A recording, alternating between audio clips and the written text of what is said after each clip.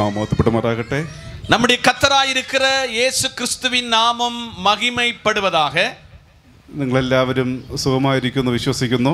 நீங்கள் எல்லாரும் நலமாய் இருப்பீர்கள் என்று நான் விசுவாசிக்கிறேன்.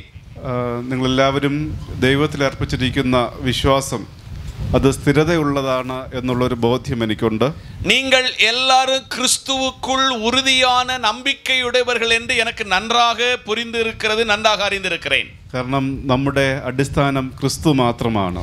நம்முடைய வாழ்வில் அடிப்படை என்பது, அச்சாரம் என்பது கிறிஸ்து ஒருவரே. മറ്റൊരുത്തരിലും രക്ഷയില്ല. നാം രക്ഷിക്കപ്പെടുവാൻ ആകാശത്തിന് കീഴിൽ മനുഷ്യരിൽ നൽകപ്പെട്ട വേറൊരു നാമവുമില്ല. மற்றொருவர்களிலும் ரட்சிப்பில்லை. ரட்சிக்கப்படுவதற்கு கர்த்தராயிருக்கிற இயேசு கிறிஸ்துவினுடைய நாமம் அல்லாமல் வேறொரு நாமம் நமக்கு கட்டளையிடப்படவில்லை. ആ ബോധ്യത്തിലാണ് നാം ദൈവത്തെ ആരാധിക്കുന്നത്. அந்த உணர்வில் தான் நாம் கர்த்தரை ஆராதிக்கிறோம். യേശു എനിക്ക് വേണ്ടി എൻ്റെ പാപങ്ങൾക്ക് വേണ്ടി കൽവരി ക്രൂശിൽ യാഗമായി അർപ്പിക്കപ്പെട്ടു. இயேசு கிறிஸ்து என்னும் இரட்சகர் எனக்காக கல்வாரியிலே அவர் தன்னை ஜீவ பலியாக எனக்காக ஒப்பு கொடுத்தார். യേശു ക്രിസ്തുവിൽ വിശ്വസിക്കുന്നതിനാൽ എനിക്ക് സ്വർഗരാജ്യം അവകാശമാക്കുവാൻ ദൈവം കൃപ നൽകുന്നു.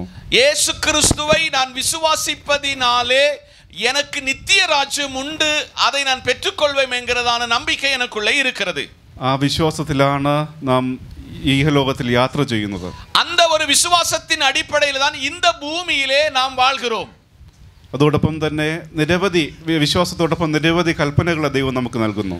விசுவாசத்தை சேர்ந்து பலவிதமான கற்பனைகளை தேவனாகிய கர்த்தர் நமக்கு தந்திருக்கிறார். ദൈവകൃപയിൽ ആശ്രയിച്ച് നാം അതിനുവേണ്ടി അനുസരിക്കുവാൻ പരിശുദ്ധാത്മാവിന്റെ ശക്തിയിൽ നമ്മെ തന്നെ സമർപ്പിക്കുന്നു.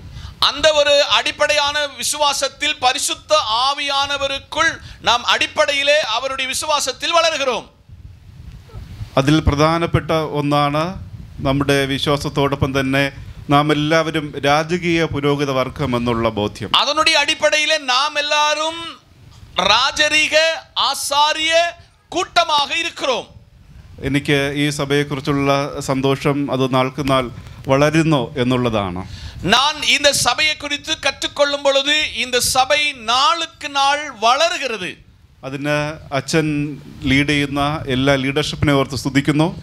போதகர் அதற்கு முன் தலைமை தாங்குற எல்லாத்துக்கும் நான் கர்த்தருக்கு ஸ்தோத்திரம் பண்ணுகிறேன். വൈവിധ്യമായ എല്ലാ പ്രോഗ്രാമിനെയും ഓർത്ത് സ്തുതിക്കുന്നു. இங்கு நடைபெறுகிற எல்லாவித நிகழ்ச்சிகளுக்காக கர்த்தருக்கு ஸ்தோத்திரம். അതിൽ പ്രധാനപ്പെട്ടത് നിങ്ങളെല്ലാവരും രാജകീയ പുരോഹിത വർഗമാണ് എന്നുള്ള ബോധ്യമാണ്.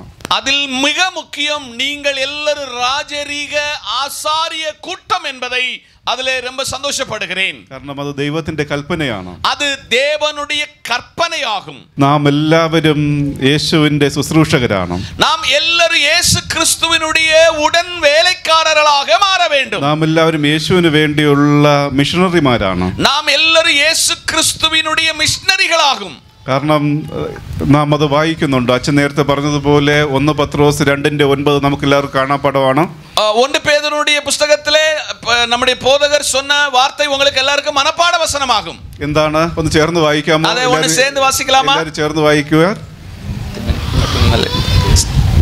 എല്ലാവരും ചേർന്ന് വായിക്കട്ടെ. எல்லாரும் சேர்ந்து வாசிக்கலாமா?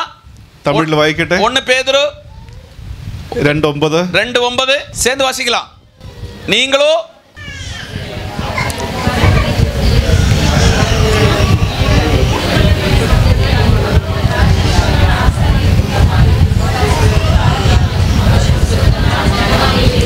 നിങ്ങൾ ആരാണ്? நீங்கள் யார்? ராஜரீக ஆசாரிய கூட்டம். മലയാളത്തിൽ ഇങ്ങനെയാണ് നാം അത് പഠിക്കുന്നത്. നിങ്ങളോ അന്ധകാരത്തിൽ നിന്ന് തൻ്റെ അത്ഭുത പ്രകാശത്തിലേക്ക് വിളിച്ചവൻ്റെ സൽഗുണങ്ങളെ ഘോഷിപ്പാൻ തക്കവണ്ണം തിരഞ്ഞെടുക്കപ്പെട്ട ഒരു ജാതിയും രാജകീയ പുരോഹിത വർഗവും എന്നാണ് നമ്മോട് വായിക്കുന്നത്. நீங்கள் இப்போ தமிழ்ல வாசித்தது மலையாளத்துல சொல்லப்பட்ட இந்த வார்த்தை இப்படி ஆகும். തമിഴിൽ ഒന്നുകൂടെ അച്ഛൻ പറയട്ടെ. நீங்களோ அந்தகாரத்திலிருந்து தம்முடைய ஆச்சரியமான ஒளியினிடத்திலிருந்து வரவழைக்கப்பட்ட புண்ணியங்களை அறிவிக்கிற ராஜரீக ஆசாரிய கூட்டமாக இருக்கிறீர்கள். നമ്മൾ രാജാക്കന്മാരാണ്. நாம் ராஜாக்களாகும். നമ്മൾ പുരോഹിതന്മാരാണ്. நாம் ஆசாரியர்களாகும். ക്രിസ്തുവിൽ ദൈവം നമുക്ക് ഒരു വലിയ അഭിഷേകത്തെ നൽകിയിരിക്കുകയാണ്. கிறிஸ்துவின் மூலம் தேவனாகிய கர்த்தர் ஒரு அபிஷேகத்தை நமக்கு தந்திருக்கிறார். ഹല്ലേലൂയ ஹல்லேலூயா ഹല്ലേലൂയ ஹல்லேலூயா. ലോകം തരുന്ന അഭിഷേകമല്ല, இந்த உலகம் தருகிற அபிஷேகம் அல்ல, മനുഷ്യൻ നൽകുന്ന അഭിഷേകമല്ല, மனிதர்கள் தருகிற அபிஷேகம் அல்ல, പരിശുദ്ധാത്മാവിനാൽ ക്രിസ്തു നമുക്ക് നൽകിയിരിക്കുന്ന അധികാരം, பரிசுத்த ஆவியினாலே கிறிஸ்து நமக்கு தந்திருக்கிற அருளிருக்கிற அந்த அபிஷேகமாகும். ആ യേശുവിൽ വിശ്വസിക്കുന്നുവെങ്കിൽ, இயேசு கிறிஸ்துவில் நாம் விசுவாசிக்கும் பொழுது, യേശു എനിക്ക് വേണ്ടി കൽവരി ക്രൂശിൽ മരിച്ചു എന്നുള്ള ബോധ്യമുണ്ടെങ്കിൽ, இயேசு கிறிஸ்து எனக்காக கல்வாரியிலே மரித்தார் என்கிற திட நம்பிக்கை உண்டாயிருந்தால், നാം തീർച്ചയായിട്ടും ഈ സുവിശേഷത്തെ അറിയിക്കണം. நாம் கண்டிப்பாக இந்த சுவிசேஷத்தை மற்றவர்களுக்கு அறிவிக்க வேண்டும். പ്രത്യേകിച്ച് നാം ഇവിടെ വായിക്കുന്നു, മത്തായിയുടെ സുവിശേഷം 28-ാം അധ്യായത്തിന്റെ 18-ാമത്തെ വാക്യത്തിൽ നാം വായിക്കുന്നു, மத்தேயு எழுதிய சுவிசேஷத்தில் 28-ஆம் அதிகாரம் 18ல இருந்து சில வசனத்தை வாசிக்கும் பொழுது இப்படி சொல்லப்பட்டிருக்கிறது. എന്താണ് നമ്മൾ വായിക്കുന്നത്? நாம் அங்க என்ன வாசிக்கிறோம்? സ്വർഗത്തിലും ഭൂമിയിലും வானத்திலும் பூமியிலும் സകല അധികാരവും சகல அதிகாரங்களும் എനിക്ക് നൽകപ്പെട്ടിരിക്കുന്നു. எனக்கு தரப்பட்டிருக்கிறது. ഹല്ലേലൂയ. ஹல்லேலூயா. ഇത് ആരുടെ അധികാരമാണ്? இது யாருடைய அதிகாரம்? ക്രിസ്തുവിന്റെ അധികാരം. கிறிஸ்துவினுடைய அதிகாரம். ആ അധികാരത്തിനെ அந்த அதிகாரத்தை പരിശുദ്ധാത്മാവിനാൽ, பரிசுத்த ஆவியினால், വിശ്വാസത്തിനാൽ, விசுவாசத்தினால், കൃപയാൽ, கிருபையால், വചനത്തിന്റെ അധികാരത്താൽ, வசனத்தினுடைய அதிகாரத்தினால், വചനത്തിന്റെ വാഗ്ദത്തത്താൽ, வசனத்தினுடைய வாக்கு தத்தங்களினால் ദൈവം നമുക്ക് നൽകിയിരിക്കുന്നു. தேவன் நமக்கு அருளி இருக்கிறார். ഹല്ലേലൂയ. ஹல்லேலூயா. എത്ര പേർക്ക് അത് ഉൾക്കൊള്ളാൻ പറ്റും? எத்தனை பேருக்கு அதை உள்வாங்க முடியும்? ദൈവം എനിക്ക് അധികാരം നൽകിയിരിക്കുന്നു. தேவனாகிய கர்த்தர் எனக்கு அந்த அதிகாரத்தை கிறிஸ்து தந்திருக்கிறார். ദൈവം ആ അധികാരത്തെ എല്ലാം നൽകി കഴിഞ്ഞു.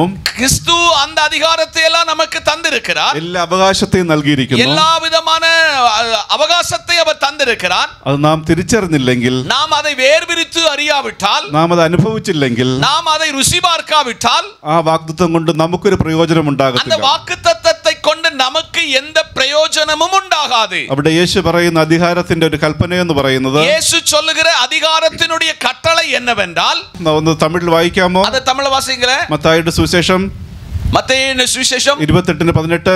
28:18. നമുക്ക് എല്ലാവർക്കും സുപരിചിതമായിട്ടുള്ള കാണാപ്പാട്ട് எல்லாருக்கும் அது நல்ல இனிமையாக தெளிவாக தெரிகிற வசனம். அப்பொழுது இயேசு சமீபத்தில் வந்து அவர்களை நோக்கி, வானத்திலும் பூமியிலும் சகல அதிகாரம் எனக்கு கொடுக்கப்பட்டிருக்கிறது. അടുത്തെന്താ വായിക്കുന്നത്?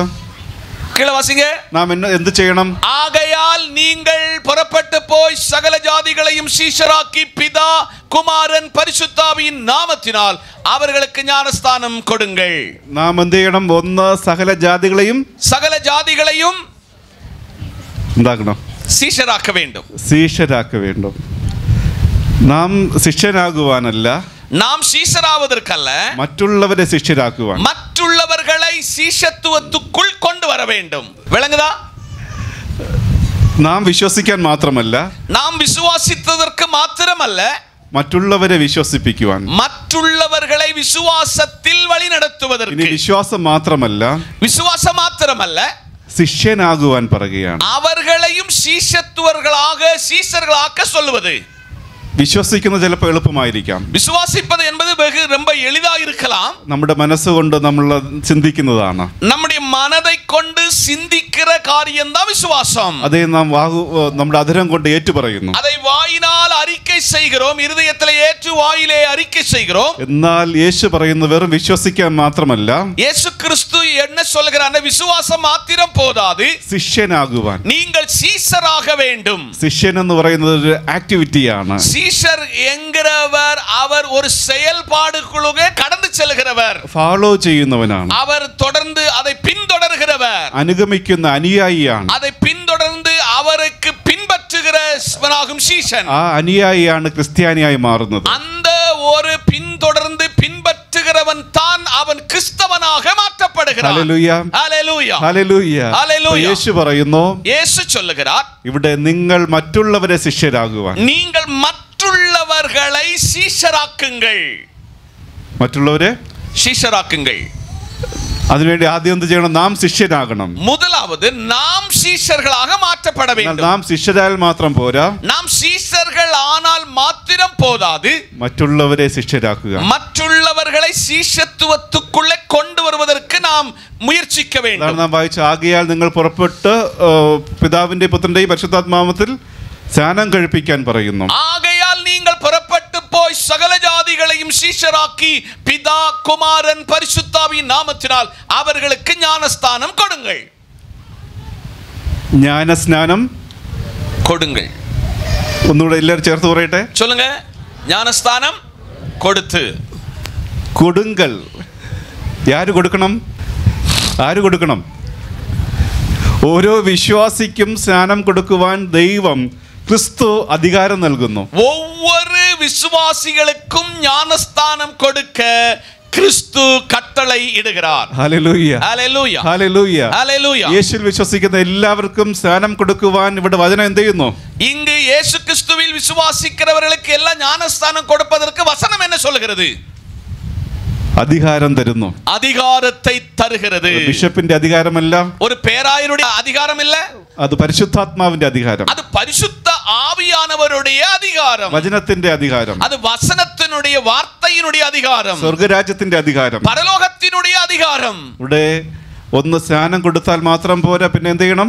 ஒன்று ஞானஸ்நானம் கொடுத்தால் மாத்திரம் போதும், அவர்களை சீஷர்களாக்க மாற்ற வேண்டும். അടുത്തെന്താ പറയുന്നത്? ഒന്ന് വായിക്കാമോ? அதுக்கு கீழே என்ன வாசிக்கிறது? நான் உங்களுக்கு கட்டளையிட்ட யாவைகளையும் அவர்கள் கைக்கொள்ளும்படி அவர்களுக்கு உபதேசம் பண்ணுங்கள், இதோ உலகத்தின் முடிவு பரியந்தமும் சகல நாட்களில் நான் உங்களோடு கூட இருக்கிறேன் என்றார். ആമേൻ. ഹല്ലേലൂയ. ഹല്ലേലൂയ. ഹല്ലേലൂയ. ഹല്ലേലൂയ. ഇപ്പോൾ നിങ്ങൾ വചനത്തിന്റെ ഉപദേശം എൻ്റെ അതിരത്തിലൂടെ അച്ഛൻ്റെ ട്രാൻസ്ലേഷനിലൂടെ കേൾക്കുന്നു. வசனத்தினுடைய உபதேசம் உங்களுடைய போதகர் மூலமாக, மொழிபெயர்ப்பு மூலமாக நீங்கள் இதை புரிந்து கொள்கிறீர்கள். ഇവിടെ യേശു പറയുന്നു, നിങ്ങൾ കേട്ടാൽ മാത്രം പോരാ, நீங்கள் கேட்டால் மாத்திரம் போதாது என்று இயேசு சொல்கிறார். തമിഴിൽ നന്നായിട്ട് പറയുന്നു, ഉപദേശം പണ്ണുങ്കൽ. தமிழிலே அது தெளிவா சொல்லப்பட்டிருக்கிறது, உபதேசம் பண்ணுங்கள். என்ன சொல்லுது? உபதேசம் பண்ணுங்கள். சத்தமா சொல்லுங்கள். ഉപദേശം പണ്ണുങ്കൽ. ഹല്ലേലൂയ. ഹല്ലേലൂയ. ഹല്ലേലൂയ. ഹല്ലേലൂയ. ഇത് യേശുവിന്റെ അന്ത്യകൽപ്പനയാണ്. இது இயேசுவினுடைய கடைசி கட்டளையாகும். ഉപദേശം. ഉപദേശം. ശത്തമാ. ഉപദേശം பண்ணுங்கள். പണ്ണുങ്കൽ. നാം ഇപ്പോഴും ഉപദേശം കേട്ടുകൊണ്ടേയിരിക്കുന്നു. നാം എല്ലാവരും ചർച്ചിൽ വന്ന് ഉപദേശത്തെ കേട്ടുകൊണ്ടേ இருக்கிறோம். അത് ആവശ്യമാണ്. അത് தேவைதான். ആ ഉപദേശം കേട്ടാൽ മാത്രം പോരാ, அந்த உபதேசத்தை கேட்டால் மாத்திரம் போதாது, യേശുവിന്റെ നാമത്തിൽ, இயேசுவின் நாமத்தில் നിങ്ങൾ എല്ലാവരും എഴുന്നേറ്റ് ഉപദേശം பண்ணണം.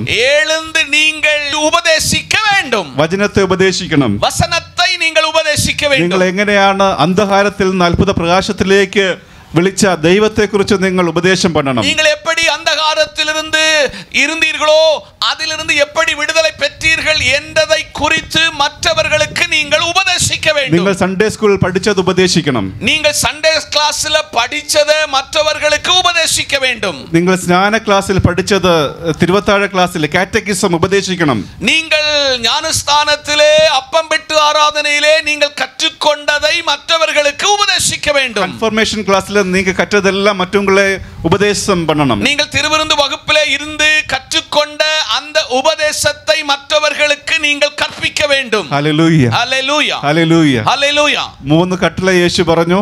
യേശു 3 கட்டளைகளை அங்கு சொன்னார். എന്തെല്ലാമാണ്? என்ன சொன்னாரு? சொல்லுங்க. ഒന്ന് சீஷர் ஆக்க வேண்டும். சீஷராக்க வேண்டும். சீஷர் ஆகிறதுக்கு இல்ல, மற்றவர்களை ஆக்க வேண்டும். நாம் சீஷர் ஆகுவதற்கு அல்ல, மற்றவர்களை சீஷத்துவத்துக்குள்ள கொண்டு வர வேண்டும். புரியுதா?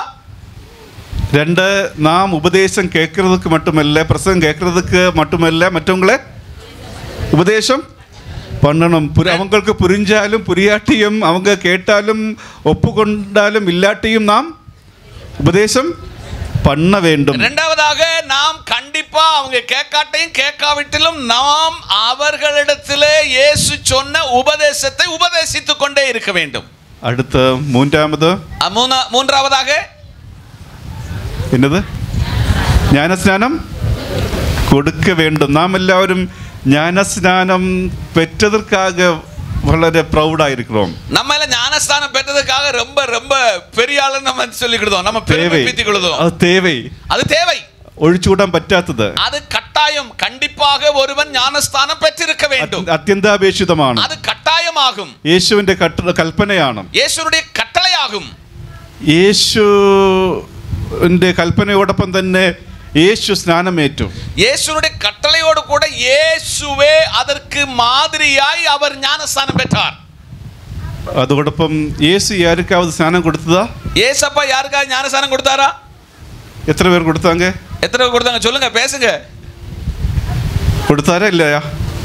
നമ്മുടെ ഒരു കോമൺ നോഷൻ, இது நம்முடைய காமனான பொதுவான ഒരു നോഷൻ, ഒരു ധാരണ, ஒரு நம்முடைய சிந்தனை மண்டலம். ഒരു വന്ന് യേശു സ്നാനം എടുത്താര് ജ്ഞാനസ്നാനം കൊടുക്കവിல்லை. യേശു ஞானஸ்தானம் எடுத்தார், യേശു ஞானஸ்தானம் கொடுக்கவில்லை. നമ്മുടെ ரெஃபரன்ஸ் சொல்றது, நம்முடைய குறிப்பு என்பது അടിപ്പടை என்பது அடிப்படை என்பது വചനം മാത്രമാണ്. வசனம் மாத்திரம் தான் நம்முடைய அடிப்படை. അതില് ചിലത് വരികൾ ഡയറക്റ്റ് ആകും ഇൻഡയറക്റ്റ് ആകും, നമ്മ அதை അലസിപ്പാക്ക வேண்டும். சில வசனத்தை நேரடியாகவும் மறைமுகமாகவும் அதை ஆராய்ந்து அலசி பார்க்க வேண்டும். അവിടെ യോഹന്നാന്റെ സുവിശേഷം എടുക്കട്ടെ. எல்லாரும் யோவான் எழுதின சுவிசேஷத்தை எடுத்துக்கொள்ளுங்கள். അതിന്റെ 3-ാം അധ്യായം അതിന്റെ 22-ാമത്തെ വാക്യം.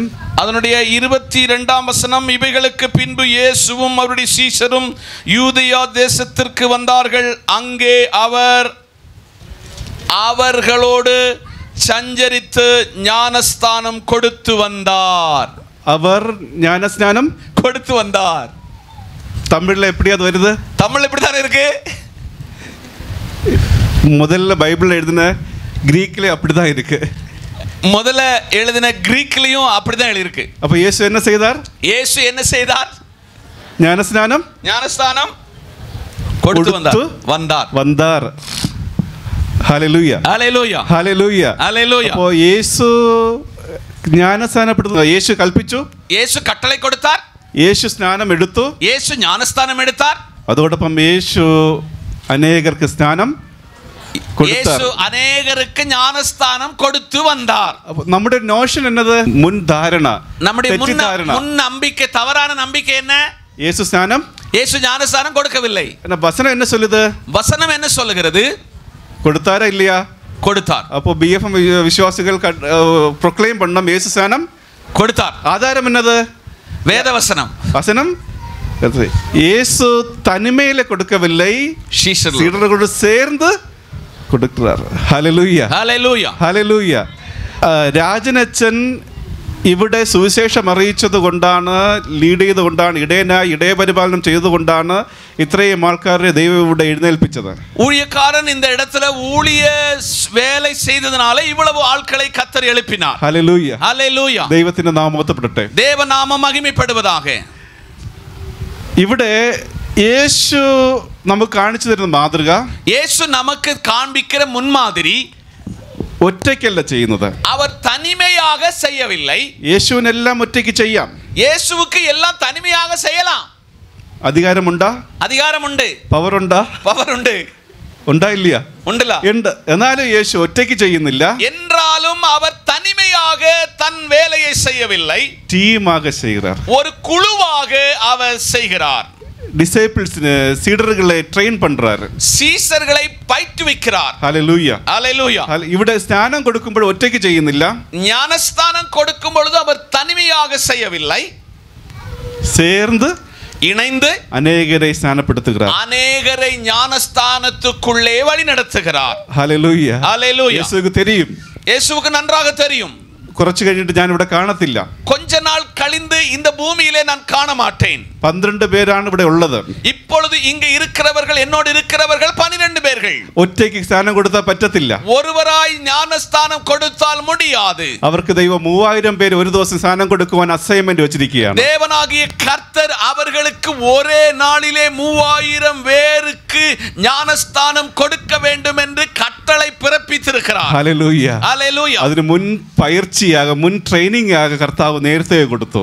அதனுடைய முன் பயிற்சியாகும் இயேசு ஆரம்பத்திலே இந்த ஞானஸ்தானத்தை கொடுத்தார். എല്ലാവരോടും ചേർന്ന് കൊടുത്താർ. எல்லாருக்கும் இணைந்து அவர் அந்த ஞானஸ்தானத்தை கொடுத்தார். പിന്നെ അത് 5000 പേരായി. பின்பு அது 5000 பேராக மாறினார்கள். അങ്ങനെ ഒരു പ്രീ ട്രെയിനിങ് യേശു കൊടുക്കുകയാണ്. அது முன்னமே கருதி அவர் அந்த ஊழியத்தை பயிற்சிவிக்கிறார்.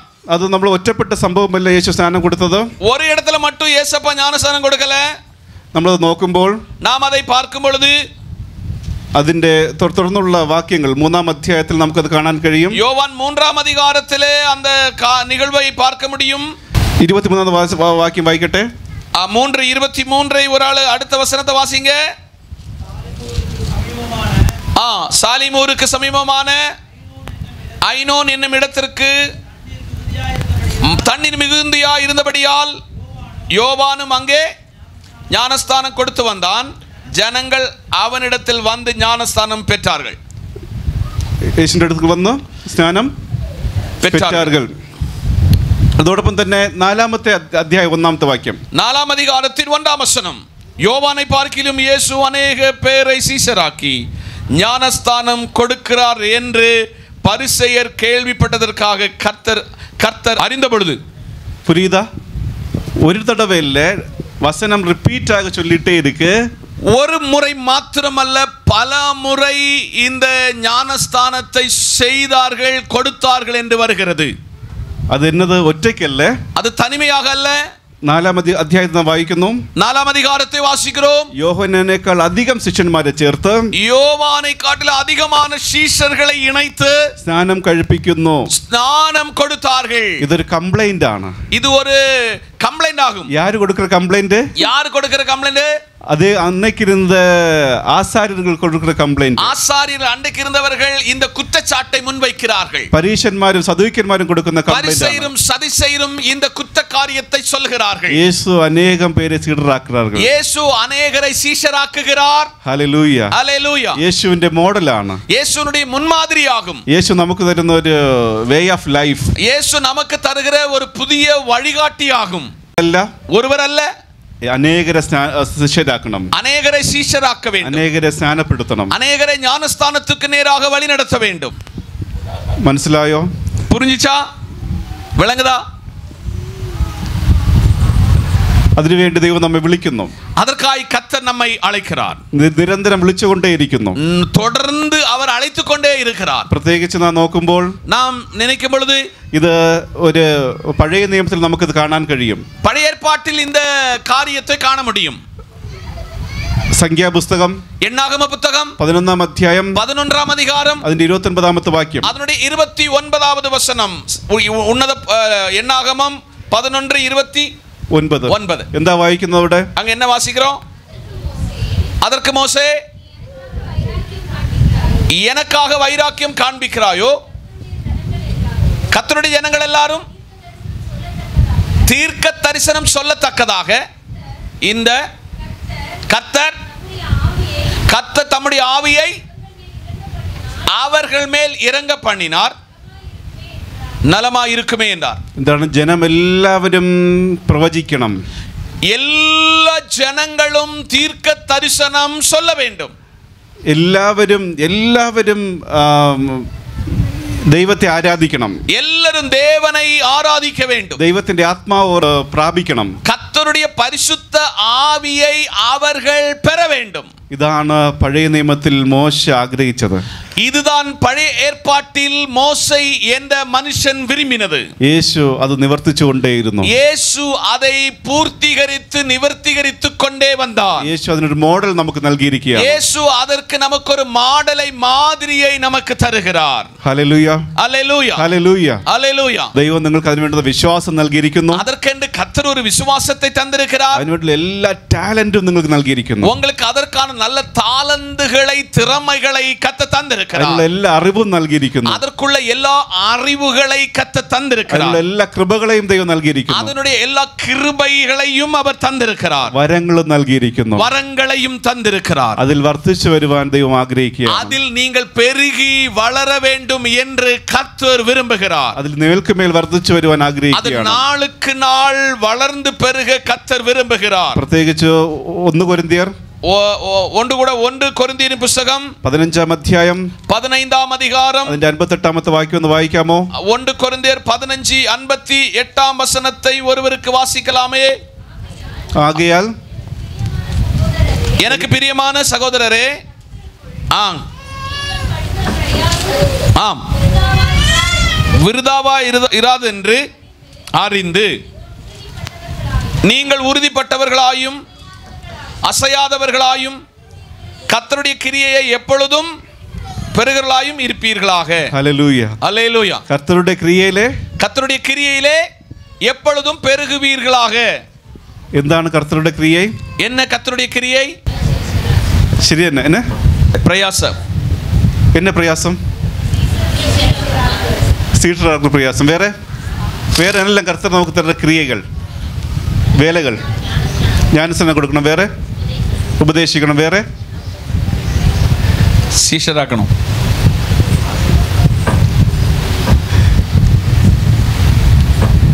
நீங்க சொன்னதெல்லாம் கரெக்ட் ஆன்சர்ஸ். நீங்க சொன்ன எல்லா பதில் கரெக்டான பதில்கள்.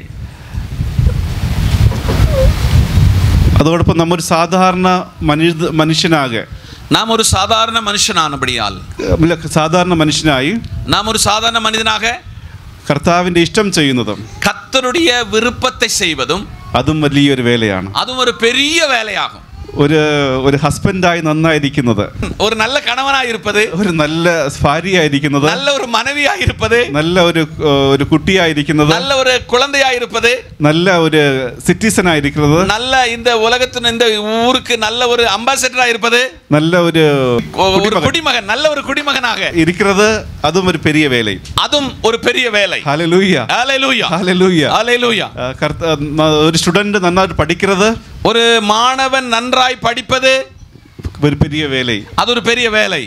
நல்ல ஒரு கோலோடு கூட ஒரு அரசாங்க வேலைக்காக முயற்சிக்கிறது, நல்ல ஒரு முன்னோக்கத்தோடு ஒரு அரசு பணிக்காக வேலையை சேர்வதற்கு கடின பிரயாசப்படுவது, அது ஒரு വലിയ വേലയാണ്. அது ஒரு பெரிய வேலை. എല്ലാം ഒരു പ്രൈവറ്റിൽ ഒരു ജോലി ഇരിക്കുന്നതായിരുന്നാലും, ஒரு தனியார்ல எனக்கு ஒரு வேலை கிடைச்சாலும், അല്ലെങ്കിൽ സ്വന്തമായ ഒരു ബിസിനസ്സോ വേറൊരു ഉപജീവന മാർഗം ഉണ്ടായിരുന്നാലും, അത് சொந்தமாக ஒரு வியாபாரமாகவோ ஒரு புதிய சொந்த முயற்சியில ஒரு தொழில் செய்வது, அது ஒரு வேலையாகும். നമ്മൾ വിചാരിക്കുന്നു ഈ റോസ് അങ്കി ഇട്ടാൽ മാത്രമാണ് കർത്താവിന്റെ വേലയെന്നും. நம்ம எல்லாம் நினைப்போம் இந்த மாதிரி கலர் Dress போட்டாதான் ஊழியம் என்று நினைப்போம். റോസ് അങ്കി, വൈറ്റ് അങ്കി, ரோஸ் கலர் அங்கி, ஒயிட் அங்கி, ഇതൊന്നും കർത്താവിന് ഒരു വലിയ കാര്യമല്ല. இதெல்லாம் கர்த்தருக்கு பெரிய காரியமே அல்ல. സൺഡേയിൽ നടക്കുന്നത് മാത്രമല്ല കർത്താവിന്റെ വേല. ஞாயிற்றுக்கிழமை மட்டும் நடக்கிறது அல்ல கர்த்தருடைய வேலை. തിങ്കൾ മുതൽ ശനിയാഴ്ച വരെ നടത്തുന്ന നമ്മുടെ ഓരോ ലൈഫും അത് കർത്താവിനുള്ള ഒരു ആരാധനയാണ്. திங்கள் முதல் சனிக்கிழமை வரை நம்ம செய்கிற ஒவ்வொரு பணியும் கர்த்தருக்கு ஒரு ஆராதனை என்பதை மறந்து விடாதீர்கள். ഹല്ലേലൂയ. ஹல்லேலூயா. അതൊരു സീഡനിൻ ഊഴിയം, அது ஒரு சீஷனுடைய வேலையாகும். നമ്മുടെ പൈതങ്ങൾ ഇവിടെ ഇരിക്കുന്നു, நம்ம பிள்ளைகள் இங்க இருக்கிறாங்க. പേരൻസ് നിങ്ങളുടെ പൈതങ്ങളെ നന്നായിട്ട് വളർത്തുന്നത് ഒരു വലിയ വേലയാണ്. உங்க பிள்ளைகளை நல்ல ஒழுக்கத்தோடு வளர்த்துவது அது ஒரு பெரிய வேலையாகும். അതൊരു വലിയ ശുശ്രൂഷ, அது ஒரு பெரிய ஊழியமாகும். ഒരു വലിയ മിനിസ്ട്രി, அது ஒரு பெரிய ஊழியம்.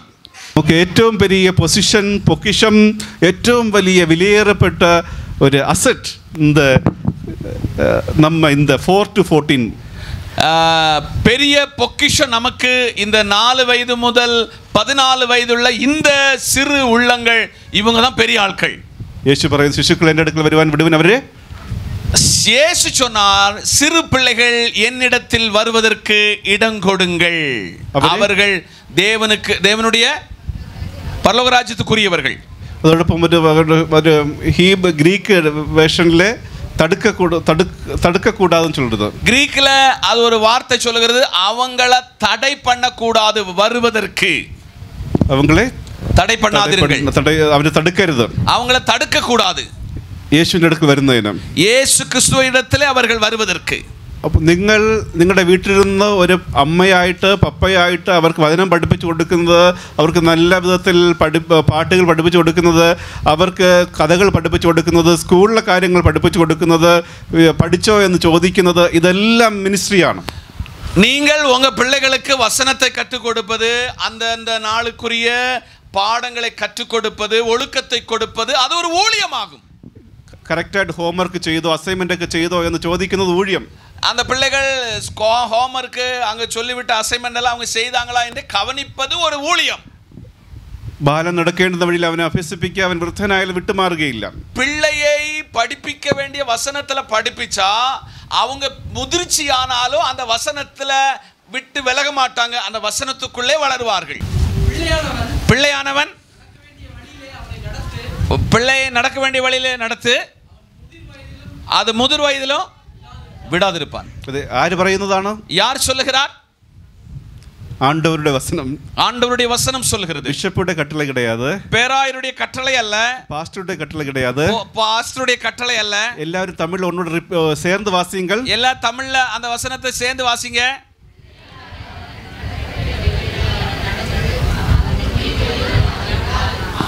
അതെ, തമിഴിൽ എനിക്ക് തെരിഞ്ഞ ഒരു പ്രോവബ്സ്, ഒരു പഴഞ്ചൊല്ല്, ചുട്ടയിലെ ശീലം, அதாவது தொட்டிலே பழக்கம் എങ്ക വരെ சுடுகாடு மட்டும். മലയാളത്തിൽ ഇങ്ങനെ ചുടല വരെ, എന്ന വരെ എങ്ക വരെ ചുടല, தமிழ்ல சுடுகாடு வரை, ചൊട്ടയിലെ ശീലം ചുടല വരെ. தொட்டில உள்ள பயிற்சி அது சுடுகாடு மட்டும், அது ശീലമാകും. ഇവിടെ വചനവും പറയുന്നു, ബാലൻ നടക്കേണ്ടുന്ന വഴിയിൽ അവൻ അഭ്യസിപ്പിക്കുക, അവൻ വൃദ്ധനായാലും വിട്ടു മാറുകയില്ല. வசனம் ரொம்ப தெளிவாக படிப்புகிறது. பிள்ளையானவன் நடக்க வேண்டிய வழியிலே அவனை நடத்தி அவன் முதிர் வயதிலும் அவன் அதை விடாதிருப்பான். അതിനുവേണ്ടി നമ്മുടെ പൈതങ്ങളെ നമ്മൾ സൺഡേ സ്കൂൾ പഠിപ്പിക്കണം. அதற்காக நம்ம பிள்ளைகளை சண்டே ஸ்கூல் படிக்கணும், படிப்பிக்க வைக்கணும். സൺഡേ സ്കൂൾ மட்டுം പോതാതെ, சண்டே ஸ்கூல் மட்டும் போதாது, സ്കൂളിലെ കാര്യങ്ങൾ നന്നായിട്ട് പഠിപ്പിക്കണം. ஸ்கூலினுடைய காரியங்களை நன்றாக பயிற்றுவிக்க வேண்டும். ഡെയിലി അത് ചെക്ക് ചെയ്യണം, പഠിക്കുന്നോ ഇല്ലയോ അത് ചെക്ക് ചെയ്യണം. நீங்கள் கவனிக்க வேண்டும், அது அவங்க செய்கிறாங்களா என்று கவனம் செலுத்த வேண்டும். കാരണം ദൈവത്തിന്റെ കൽപ്പന, அது தேவனுடைய கற்பனை. ദൈവത്തിന്റെ വചനം പറയും, മുമ്പ് ഞാൻ പറഞ്ഞു തന്നിട്ടുണ്ട്, முன்ன நான் உங்களுக்கு சொல்லி தந்திருக்கிறேன். സദൃശവാക്യം 4:5. நான் நீதிமொழிகள் 4ஆம் அதிகாரம் 5ஆம் வசனம். എന്താണ് നമ്മൾ വായിക്കുന്നത്? நாம் அங்க என்ன வாசிக்கிறோம்? ஞானத்தை சம்பாதி, ஞானத்தை சம்பாதி. எல்லாரும் சேர்ந்து சொல்லுங்கள். எல்லாம் ஒன்னு சேர்ந்து சொல்லுவோம், ஞானத்தை சம்பாதி. അടുത്തെന്താണ് വായിക്കുന്നത്? ബുദ്ധിയെയും സമ്പാദി. ആരുടെ കൽപ്പനയാണ്? ദൈവത്തിന്റെ കൽപ്പന. ജ്ഞാനത്തെ സമ്പാദി. ആര് സമ്പാദിക്കണം? നാം എല്ലാം ജ്ഞാനത്തെ സമ്പാദിക്കണം.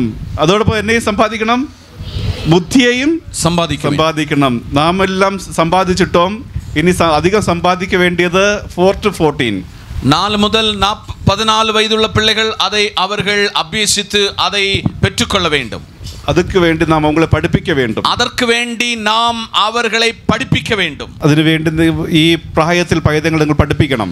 இந்த வசனத்தில் சொல்லப்பட்டவைகளை அவர்களுக்கு கற்றுக் கொடுக்க வேண்டும். മുമ്പ് ഒരിക്കൽ ഞാൻ നിങ്ങൾക്ക് ഒന്ന് പറഞ്ഞു തന്നിട്ടുണ്ടെന്ന് തോന്നുന്നു. മുന്നേ நான் ஒரு நாள் அதை சொல்லி தந்திருக்கிறேன் நான் நினைக்கிறேன். ഒന്നാലും ഒന്നുകൂടി അതിനെ ആവർത്തിക്കാം.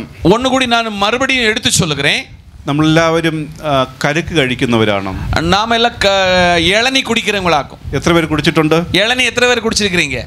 അതെ, അതേമാതിരി ചില ടൈമിൽ പ്രഥമം പായസത്തിനൊക്കെ നമ്മൾ ഡ്രൈ ആയിട്ടുള്ള കോക്കനറ്റിനെ എടുക്കാറുണ്ട്. அதாவது பாயசத்துக்கு கேரளாவில் பிரதமனுக்கு அந்த தேங்காய் எடுப்பது வழக்கம். അത് ഡ്രൈ ആയന ഒരു അത് നല്ല കട്ടിയാണ്, കൊപ്ര എന്ന് ചൊല്ലും. തേങ്ങ പരുപ്പ് കൊപ്ര തേങ്ങ തമിഴിൽ എപ്പടി കൊപ്ര നമുക്ക് தெரியும். இப்போ உங்களுடைய கையில இப்போ ஒரு கொப்ர தேங்காய் இப்போ கையில் இருக்கு, நல்ல முத்தின நல்ல தொண்டோடு உள்ள தேங்காய் இருக்குன்னு வச்சுக்காங்க. ഒന്ന് കയ്യിലിടുங்க, அதை ஒன்று கையிலிடுங்க. இருக்கா? இமேஜின் பண்ணுங்க. ஒன்று உங்க சிந்தனை மண்டலத்தில் கொண்டு வாங்க. அந்த இடது கையில் இருக்கு, உங்க இடது கையில் இருக்கு, வலது கையில் ஒரு நைஃபும் இருக்கு, கத்தி இருக்கு. நான் இப்போ சொல்றேன், இதை வந்து நீங்க ஒன்று குத்த முயற்சியுங்கள். நீங்க அதை ஒன்று குத்த முயற்சிங்க. கொஞ்சம் கூட ஹார்டாகி சிந்திக்கிறீங்களா? உங்க மனசுல அதை ஆக்ட் பண்ணிட்டே இருங்க. உங்க மனசுல அதை அப்படியே சிந்திச்சு அதை செய்கிறோம்னு சொல்லி சிந்தித்து கொண்டே இருங்கள். ஒரு கையில முயற்சியுங்கள். முழுவன் கொப்ரா தேங்காய், நல்ல ஹார்டான கொப்பரையான நல்ல விளைஞ்ச தேங்காய் வச்சிருக்கிறீங்க. ഒരു നല്ല മൂർച്ചയുള്ള കത്തി ഇരിക്കുന്നു. நல்ல மூர்ச்சையுள்ள கத்தியை எடுத்திருக்கீங்க.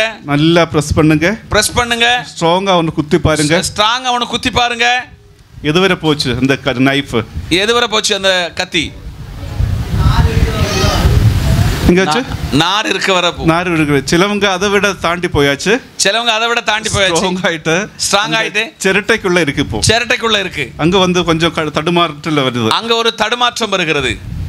இனி அந்த கொப்பரை அங்க மாத்திட்டு அந்த கொப்பரை தேங்காயை மாத்திட்டு அடுத்த இடது கரத்திலே இடது கையில கோகனட் எடுக்கணும். இளநியை நம்ம எடுக்கிறோம். குத்துங்க. குத்துங்க. நீங்க தான் குத்துங்க. சிந்தனையில இனி ஆக்ஷன் பண்ண தான் முடியும் நினைக்கிறேன். இனி ஆக்ஷன் பண்ண தான் முடியும். கொஞ்சம் கூட எடுங்க. கையில எடுங்க. எடுத்துக்கங்க. ஒரு கையில கத்தி எடுத்துக்காங்க. இடது கையில என்ன இருக்கு? இடது கையில என்ன இருக்கு?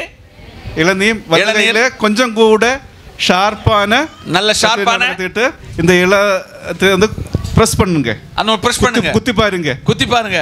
ஷார்ப்பா இருக்கிற அந்த நைஃப் ஷார்ப்பா இருக்கிற அந்த நைஃப் இப்போ எங்க வரை போச்சு? இப்போ எங்க போயிட்டு? உள்ள போயிட்டு. அந்த இளநீ தண்ணி கிடைச்சதா? தண்ணி கிடைச்சதா? டேஸ்ட் பண்ணதேடா. நான் ஏன் சொல்றேன்னா நம்ம பசங்களே நம்ம பிள்ளைகளை நம்ம இளமாக இருக்கும் போதே சின்ன வயசுல கடவுள் வசனத்தை நம்ம பிள்ளைகள் இளமையாக சிறு வயதிலே இருக்கும் பொழுது கர்த்தர் வசனத்தை அவங்களுக்கு செலுத்த வேண்டும். கர்த்தர் வசனத்தில் எல்லாம் இருக்கு. கர்த்தருடைய வசனத்தில் எல்லாம் இருக்கிறது. ரட்சிப்பு இருக்கு. ரட்சிப்பு இருக்கு. படிப்பு இருக்கு. படிப்பு இருக்கு. நாலேஜ் இருக்கு. புதிய அறிவு இருக்கு. ஒழுக்கம் இருக்கிறது. எல்லா ஒரு சன்மார்க்கம் எல்லாம் இருக்கு. நல்ல வழியும் துன்மார்க்கமான எல்லா வழியும் இருக்கிறது. அதில் சகலத்தையும் சோதனை செய்வதற்கான அறிவு இருக்கு. அவைகளை சகலத்தை சோதித்து அறியக்கூடிய அறிவு இருக்கிறது. ഇതാണ് ദൈവത്തിന്റെ വചനം. இதுதான் ദൈവത്തിനുடைய വചനം. ഇത് നാം ചെറുതിലേ പറഞ്ഞു കൊടുക്കണം. അത് சின்ன வயதிலே நாம் பிள்ளைகளுக்கு சொல்லி கொடுக்கணும். എന്നാൽ നാം അത് മിസ്സായാൽ നാം അത് தவற விட்டோம் என்றால் ഈ ടെൻഡർ കോക്കനറ്റ് ആയിട്ടുള്ള കുഞ്ഞു പൈതങ്ങൾ இந்த இளமையாக அந்த இளநியை போல இருக்கிற பிள்ளைகள் கொஞ்சம் கூட ஹார்டாയി கொப்பரா தேங்காயாக மெச்சூர் ஆவாங்க. அதாவது முழு விளைந்த தேங்காயாக அவர்கள் அந்த நிலையில மாற்றப்படும் பொழுது அவங்க வேர்லி நாலேஜ் அது இது மொபைல் அது இது நிறைய வரும் அவங்களுக்கு. அவங்களுடைய தாட் ப்ராசஸ்ல அவங்களுடைய வாழ்வு மொபைலுக்கும் பாவமான பழைய பாவ பழக்க வழக்கங்களுக்கு அவங்க லைஃப் மாறிடும். அப்போ நம்ம குத்தும் போது குத்தும் பொழுது பிள்ளைகளுக்குள்ள அவங்க அந்த காரியத்தை கவனம் செலுத்தும் பொழுது ஈஸியா இருக்குமா? ஈஸியா இருக்குமா? ஈஸியா இருக்குமா? ஈஸியா இருக்காது. ரிஃப்ளெக்ட் ஆகிட்டே இருக்கும். அவங்களுக்கு நிறைய கேள்வி காரியங்கள் நம்மளை கவுண்டர் பண்ணிட்டே இருப்பாங்க. அவங்களுக்கு பல கேள்விகள் பல கொஸ்டின் நம்மளை திருப்பி கேட்டுக்கொண்டே இருப்பார்கள். അതുകൊണ്ട് നാം ദൈവത്തിന്റെ വചനം പഠിപ്പിച്ചു കൊടുക്കണം. ஆதலால் நம்முடைய பிள்ளைகளுக்கு வசனத்தை கற்றுக் கொடுக்க வேண்டும். முதல் ഭാഗത്തിൽ ഞാൻ പറഞ്ഞത് முதலாவது நான் சொன்னது முதல் பகுதியில் சொன்னது നാം എല്ലാം രാജകീയ പുരോഹിത വർഗം. நாம் எல்லாரும் ராஜரீக ஆசாரிய கூட்டம். അതിന്റെ രണ്ടാമത്തെ ഭാഗത്തിൽ அதில் இரண்டாவது பகுதியில் നാം പൈതങ്ങളെ நம்முடைய பிள்ளைகளை നാം ശിഷ്യരാക്കി മാറ്റണം. அவர்களையும் ശിഷ്യர்களாக நாம மாற்ற வேண்டும். அதோடு கூட நாம் எல்லாரும் കർത്താവിന് വേണ്ടി ജോലി ചെയ്യണം. கர்த்தருக்காக வேலை செய்யணும். ആത്യന്തികമായിട്ട് அதை அடிப்படையாக கொண்டு ഒരു കാര്യം മാത്രം ഞാൻ പറയുന്നു. ஒரு காரியத்தை மாத்திரம் சொல்லுகிறேன். அது നിങ്ങൾക്ക് എത്ര പേർക്കാണ് EMI ഉള്ളത്? யாருக்கு EMI இருக்கிறது? ഈ EMIയുടെ പ്രശ്നം എന്താണ്? ഓട്ടോമാറ്റിക്കായിട്ട് നമ്മുടെ അക്കൗണ്ടിൽ നിന്ന് കാശ് അവര് இந்த இஎம்ஐனுடைய விசேஷத்த தன்மை என்னன்னா நீங்க எல்லா ஃபார்மும் ஃபில்அப் பண்ணி கொடுத்துட்டீங்கன்னா உங்களுக்கு தெரியாமலே ஆட்டோமேட்டிக்கலா உங்க பேங்க்ல இருக்கிற பணத்தை எடுத்துக்கிடுவாங்க. அது பர்టిక్యులர் டேட்ல നിങ്ങൾ കൊടുക്കേണ്ടത് ഇൻട്രസ്റ്റും ചേർത്ത് അവർ എടുത്തോളും. நீங்க கொடுக்க வேண்டிய பணமும் அதனுடைய வட்டியும் சேர்த்து இஎம்ஐல அவங்க எடுத்துக்கிடுவாங்க. ஆட்டோமேட்டிக்கா எடுக்கும். அது ஆட்டோமேட்டிக்காக அது எடுத்துருவாங்க. சரியானோ? உண்மைதானே? உண்மைதானே? பார்க்குற பார்வை தெரியலையே. இது அது ആ ദിവസത്തെ അക്കൗണ്ടിൽ കാശില്ലെങ്കിൽ அந்த அக்கவுண்டில் இஎம்ஐனுடைய பணம் இல்லாவிட்டால் എന്താവും? என்ன சொல்லுவாங்க? என்ன செய்வாங்க? ஃபைன் எக்ஸ்ட்ரா காசு கூட எக்ஸ்ட்ரா ஃபைன் கூட அடிப்பாங்க.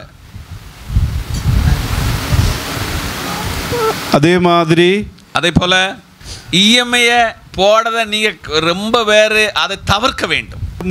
மேக்ஸிமம் முடிந்த வரையிலும் அதை தவிர்க்க வேண்டும். ആരെയും നാം തപ്പ് ചൊല്ലല്ലേ. யாரையும் நான் தப்பு சொல்லல.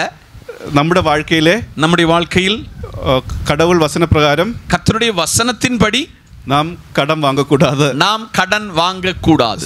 ജീവിത സാഹചര്യത്തിൽ നമുക്ക് കടങ്ങളൊക്കെ എടുക്കേണ്ടത്. வாழ்க்கை சூழ்நிலையில் சில நேரத்தில் கடப்பட்டு விடுகிறோம், வாங்கி விடுகிறோம்.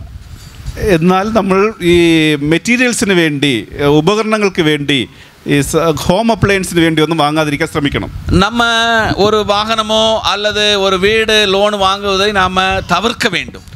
ചില സമയത്ത് അത് ഒഴിച്ചുവിടാൻ പറ്റാത്തതാണ്. சில நேரத்தில் நம்மளால முடியாம இருக்கிறதுக்கு வாய்ப்பே இல்லை, அது கண்டிப்பா கட்டாயமாக்கப்பட இருக்கிறது. അവിടെയും നിങ്ങൾ ദൈവവുമായിട്ട് കൂടുതൽ ആലോചിച്ചിട്ടേ ചെയ്യാവൂ. அதிலையும் நீங்க கர்த்தரோடு இருந்து நல்ல ஆலோசனை எடுத்துட்டு தான் இஎம்ஐக்கு நீங்க போகணும். Hallelujah, hallelujah, hallelujah, hallelujah. എൻ്റെ സജഷൻ നമ്മളെല്ലാവരും സേവ് ചെയ്തിട്ട് അതിൽ നിന്ന് ഈ സാധനങ്ങൾ വാങ്ങാനോ ഒക്കെ ശ്രമിക്കണം. ஆலோசனை என்னன்னா, நம்ம கொஞ்சம் கொஞ்சமா சேமிச்சிட்டு அதில் வருகிற சேமிப்பிலிருந்து ஒரு பொருளை நாம் வாங்க வேண்டும். ഈസിയുള്ള കാര്യമല്ല. அது ரொம்ப ஈஸியா எளிதாக எல்லாம் வாங்க முடியாது.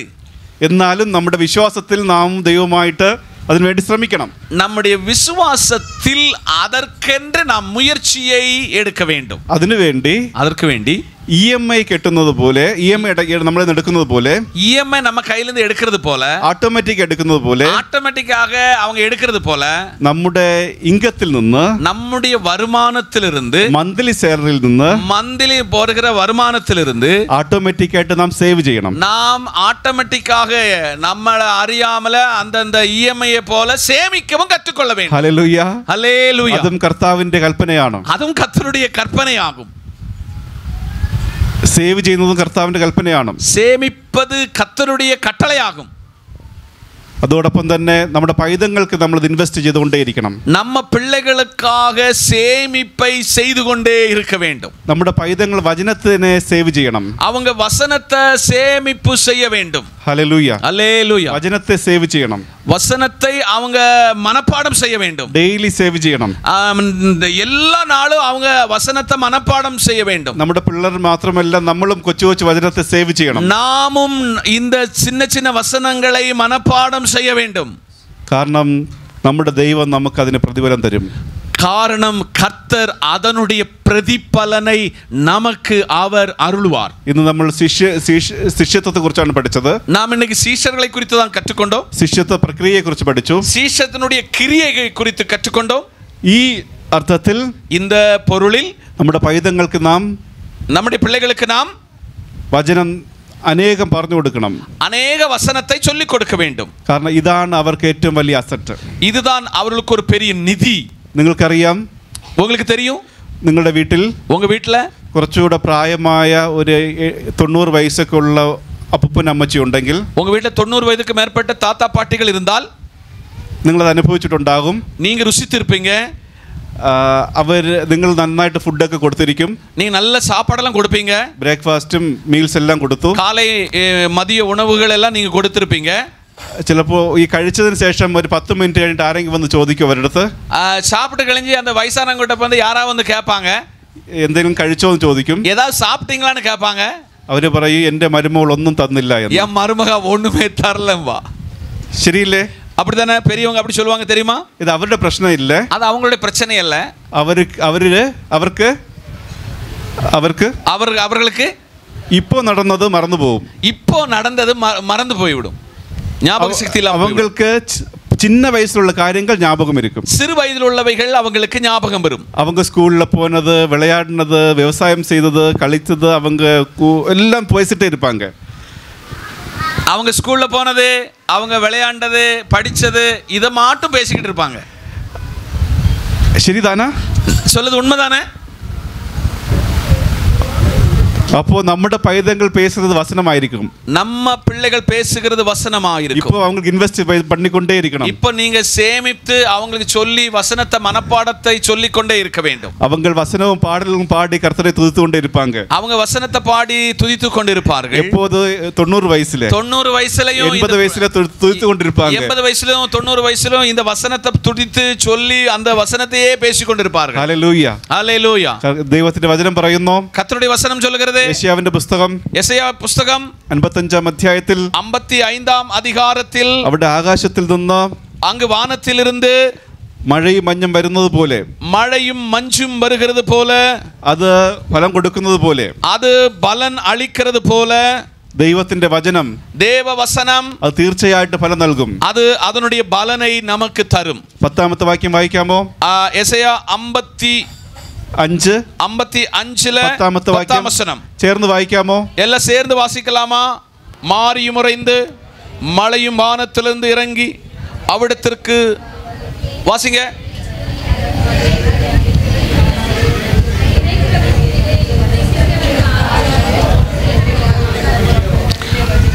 அப்படியே என் வாயிலிருந்து புறப்படுகிற வசனமும் இருக்கும். அது வெறுமையா என்னிடத்திற்கு திரும்பாமல் அது நான் விரும்பினதையே செய்து நான் அதை அனுப்பின காரியங்கள் ஆகும்படி வாய்க்கும். ഹല്ലേലൂയ. ഹല്ലേലൂയ. നമ്മുടെ പൈതങ്ങൾക്ക് വചനം പറഞ്ഞു കൊടുക്കണം. நம்ம பிள்ளைகளுக்கு வசனத்தை சொல்லி கொடுக்கணும். ആരംഭത്തിൽ ഞാൻ പറഞ്ഞതുപോലെ முகவரியாய் நான் சொன்னது போல നിങ്ങൾ ശിഷ്യരാക്കുന്നവർ, நீங்கள் சீசராக்குகிறவர்கள், നിങ്ങൾ ഉപദേശം കൊടുക്കുന്നവർ, நீங்கள் உபதேசத்தை கொடுக்கிறவர்கள், നിങ്ങൾ മൂലം സ്നാനപ്പെടുന്നവർ, நீங்கள் மூலமாக ஞானஸ்தானம் எடுக்கிறவர்கள், അവരിലൂടെ സ്വർഗ്ഗം സന്തോഷിക്കും. அவர்கள் மூலம் பரலோகம் சந்தோஷிக்கும். ദൈവത്തിന്റെ നാമത്തിൽ നിങ്ങൾ കൊടുക്കുന്ന വചനം, தேவநாமத்தில் நீங்கள் அவர்களுக்கு கொடுக்கிற தேவவசனம் അത് തീർച്ചയായിട്ടും നിങ്ങൾക്ക് ഫലമുണ്ടാക്കും. அது உங்களுக்கு உண்மையாக பலனை கொடுக்கும். അവരുടെ ജീവിതത്തിൽ മാറ്റമുണ്ടാക്കും. அவர் வாழ்விலே மாற்றத்தை கொண்டு வரும். സ്വർഗ്ഗം സന്തോഷിക്കും. பரலோகம் சந்தோஷிக்கும். അതിനുവേണ്ടി ദൈവം നിങ്ങളെ വിളിക്കുകയാണ്. கர்த்தர் அதற்காய் உங்களை அழைக்கிறார். നിങ്ങളുടെ പ്രാർത്ഥനകൾ, உங்கள் ஜெபங்கள், നിങ്ങളുടെ കാണിക്കകൾ, உங்களுடைய காணிக்கைகள், നിങ്ങളുടെ അധ്വാനങ്ങൾ, உங்களுடைய உழைப்புகள், നിങ്ങളുടെ വീട് ദൈവത്തിന് വേണ്ടി കൊടുക്കുന്നത്, உங்க வீடு தேவனுக்கு வேண்டி கொடுப்பது, അത് സ്വർഗ്ഗം സന്തോഷിക്കുന്നതായി തീരുന്നു. பரலோகம் சந்தோஷிக்கிறதாய் மாறுகிறது. അത് ഫലം കൊടുക്കുന്നതാണ്. அது பலன் கொடுக்கிறது. ഇതിനു വേണ്ടി ദൈവം നമ്മളെ സഹായിക്കട്ടെ. இதற்காய் கர்த்தர் நமக்கு உதவி செய்வாராக. നിങ്ങൾ എല്ലാവരും രാജകീയ പുരോഹിത വർഗമാണ്. நீங்கள் எல்லாரும் ராஜரீக ஆசாரிய வர்க்கமாகும். നിങ്ങളുടെ കുടുംബം ഒരു വലിയ ആലയമാണ്. உங்க குடும்பம் ஒரு தேவனுடைய பெரிய ஆலயமாகும். നിങ്ങളുടെ ശരീരം ദൈവത്തിന്റെ മന്ദിരമാണ്. உங்க சரீரம் தேவனுடைய ஆலயமாகும். ദൈവം നിങ്ങളെ അഭിഷേകം ചെയ്തിരിക്കുന്നു. தேவன் உங்களை அபிஷேகம் பண்ணி இருக்கிறார். എല്ലാ അധികാരവും നൽകിയിരിക്കുന്നു. எல்லாவித பூமிக்குரிய அதிகாரத்தை உங்களுக்கு தந்திருக்கிறார். എല്ലാ നോളജ് നൽകിയിരിക്കുന്നു. எல்லாவித அறிவையும் தந்திருக்கிறார். എഴുന്നേറ്റ് പ്രകാശിക്കാൻ പറയുന്നു. எழுந்து பிரகாசி என்று கர்த்தர் சொல்லுகிறார். അത് സ്വർഗ്ഗത്തിൽ വരുന്ന ഒരു വെളിച്ചമാണ്. இது பரலோகத்திலிருந்து வருகிற ஒரு பெரிய வெளிச்சமாகும். സ്വർഗ്ഗം വരെ എത്തുന്ന വെളിച്ചമാണ്. இது பரலோகம் வரை கடத்தி செல்லுகிற ஒரு வெளிச்சமாகும். ദൈവമേ അതിനെ സഹായിക്കണമെന്ന് പ്രാർത്ഥിക്കാമോ? அதற்கு தேவனே எனக்கு உதவ வேண்டும் என்று ஜெபிக்க வேண்டும். എന്റെ കുടുംബത്തിന് അത് സഹായിക്കണമെന്ന് പ്രാർത്ഥിക്കാമോ? என் குடும்பத்துக்கு அது உதவியாகட்டும் என்று ஜெபிக்க എന്റെ வேண்டும். തലമുറകളിൽ അത് അനുഗ്രഹിക്കണമെന്ന് പ്രാർത്ഥിക്കാമോ? என்னுடைய தலைமுறைகளுக்கு அது ஆசீர்வாதமா மாறணும் ஜெபிப்போமா? എന്നിലൂടെ എന്റെ ദേശം അനുഗ്രഹിക്കപ്പെടണമെന്ന് പ്രാർത്ഥിക്കാമോ? என் மூலமாக என் தேசம் ஆசீர்வதிக்கப்படட்டும் என்று சொல்லி ஜெபிப்போமா? നമുക്ക് പ്രാർത്ഥനയ്ക്ക് വേണ്ടി സമർപ്പിക്കാം. ஜெபத்திற்காக நம்மை அர்ப்பணிப்போம். ഈ എല്ലാ അവസരത്തിനും എല്ലാ മുഖാന്തരത്തിനും വേണ്ടി ഞാൻ നന്ദി അറിയിക്കുന്നു. അച്ഛനും കുടുംബത്തിനും സഭാ കമ്മിറ്റിക്കുള്ള നന്ദി അറിയിക്കുന്നു. സഭയ്ക്കും കുടുംബത്തിനും സഭை കമ്മിറ്റിക്കും என்னுடைய அன்பின் நன்றியை கூறுகிறேன். തുടർന്ന് അച്ഛൻ പ്രാർത്ഥനയ്ക്ക് ലീഡ് ചെയ്യും. தொடர்ந்து நாம் ஜெபத்திற்காக நம்மை தாழ்த்துவோம், நம்மை அர்ப்பணிப்போம், ஜெபிப்போம். எல்லாரும் தேவ சமூகத்தில் இருக்கிற இடத்துல தலைகளை தாழ்த்துவோம். கர்த்தாவே, இந்த நல்ல நாளிலே நாங்கள் கேட்ட நல்ல வார்த்தைக்காக எல்லாரும் வாய் திறந்து ஸ்தோத்திரம் பண்ணுவோம். நல்ல ஐக்கியத்துக்காக எல்லாரும் வாய் திறந்து ஸ்தோத்திரம் பண்ணுவோம். கர்த்தாவே, இந்த நல்ல காலையிலே நீர் எங்களுக்கு தந்த நல்ல வார்த்தைக்காக நாங்கள் சீஷராக்க வேண்டும். மற்றவர்களை சீஷத்துவத்துக்குள்ளே நாங்கள் ஒரு தீத்துக்களாக்க ஆண்டவரை அவங்களை பயிற்றுவிக்க வேண்டும். இந்த தீத்துக்களும் கர்த்தருடைய ராஜ்யத்தின் பணியை செய்து கர்த்தர் வருமளவு இந்த வேலையை செய்வதற்கு, ஆத்துமாக்களை அறுவடை செய்வதற்கு கர்த்தர் உதவி செய்யணும். எல்லாரும் வலது கரத்தை உயர்த்தி சொல்லுங்க. கர்த்தாவே, எங்களுடைய பேராயர் மூலமாக கேட்ட நல்ல வார்த்தைக்காக எங்கள் பிள்ளைகள் மேல நாங்கள் அங்க வச்சிருக்கிற ஒரு பெரிய வெளிப்பாடை கர்த்தர் எங்களுக்கு வெளிப்படுத்தி தந்ததற்காய் ஸ்தோத்திரம். காலையில் ஆராதனையில ஒவ்வொரு நிகழ்வுகளில் பரிசுத்த ஆவியானவர் இடைப்பட்டதற்காக ஸ்தோத்திரம். இந்த நாளிலும் எங்களுடைய பேராயர் மூலமாய் கேட்ட நல்ல வார்த்தைக்காக, அவர்கள் செய்கிற ஊழியங்களுக்காய், குடும்பத்துக்காய், பிள்ளைகளுக்காய், கேரளாவிலும் தமிழ்நாட்டிலும் 8 மாநிலங்கள் நடக்கிற இந்த ஊழியங்கள் ஆசீர்வதிக்கப்படும்படிக்காக ஜெபிக்கிறோம். தொடர்ந்து இந்த வாரத்திற்கு சொல்லப்பட்ட எல்லா விதமான ஆராதனைகளும் ஊழியங்களும் நடைபெற கர்த்தர் உதவி செய்யும். ஆராதனையில் வந்து போன குறை குற்றங்களை மன்னித்தருளும். യേശുവിൻ നാമത്തിൽ ജപിக்கிறோம் நல்ல പിതാവേ, ആമേൻ. നമ്മുടെ കർത്താവായ യേശു ക്രിസ്തുവിൻ്റെ കൃപയും പിതാവായ ദൈവത്തിൻ്റെ സ്നേഹവും പരിശുദ്ധാത്മാവിൻ്റെ കൂട്ടായ്മയും സംസർഗവും നമ്മളുടെവരോടും അപേക്ഷിച്ച എല്ലാ കാര്യാദികളോട്, ഈ അച്ഛൻ്റെ കുടുംബത്തോട്, എല്ലാ കുടുംബാംഗങ്ങളോട്, എല്ലാ സഭകളോട്, ദേശത്തോട്, എല്ലാ സുവിശേഷീകരണത്തോട്, സമാധാനത്തോടെ സദാസമേരിക്കുമാറാകട്ടെ. ஆமென். என் ஆத்துமாவே கர்த்தரை ஸ்தோத்திரி, என் முழுவதுமே பரிசுத்த நாமத்தை ஸ்தோத்திரி. என் ஆத்துமாவே கர்த்தரை ஸ்தோத்திரி, கர்த்தர் செய்த சகல உபகாரங்கள் மறவாதே. ஆமென்.